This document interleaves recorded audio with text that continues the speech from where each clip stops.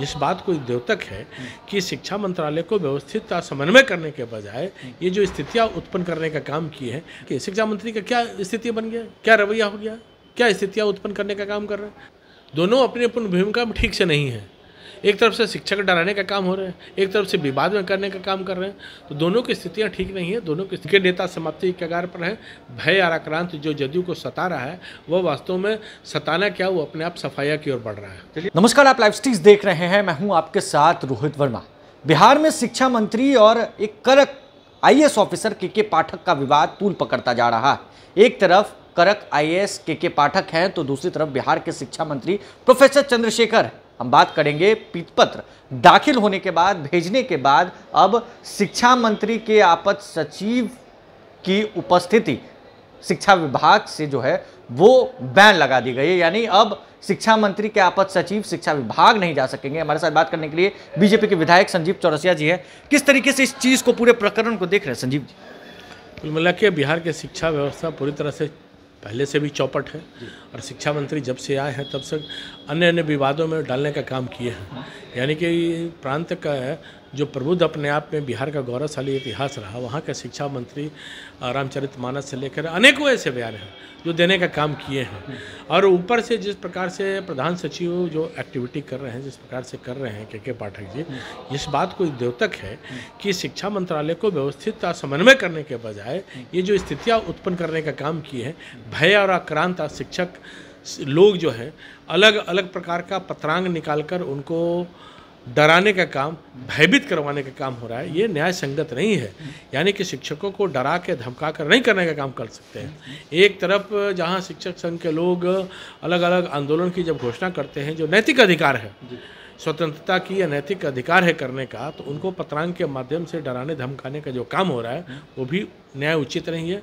निश्चित तौर पर ये भय और वातावरण पूरा शिक्षा जगत को देने का काम मिलकर जो किए हैं वो ठीक नहीं है। किसके साथ मिलकर शिक्षा मंत्री का आज देखिए ना कि शिक्षा मंत्री का क्या स्थिति बन गया, क्या रवैया हो गया, क्या स्थितियां उत्पन्न करने का काम कर रहे हैं। भय और आक्रांत से चलता है क्या?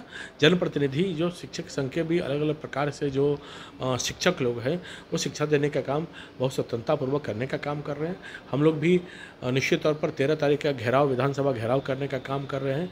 शिक्षकों को मांग को लेकर, राज्यकर्मी की मांग को लेकर, ST/AT की अपनी सीधी बहाली की मांग को लेकर, लॉ एंड ऑर्डर, ऐसे बहुत सारे विषय हैं। 10 लाख रोजगार के विषय पर लेकर 13 को हम लोग विधानसभा मार्च भयानक रूप से लाखों की तादाद में करने वाले हैं। क्या लगता है, एक तरफ महागठबंधन के लोग हैं जो कह रहे हैं कि शिक्षा मंत्री सही है और दूसरी तरफ JDU के लोग जो कह रहे हैं कि कहीं ना कहीं कुछ गलत हो रहा है, तो सब कुछ ठीक है क्या? नहीं, ठीक तो नहीं है ना। दोनों अपनी अपनी भूमिका में ठीक से नहीं है।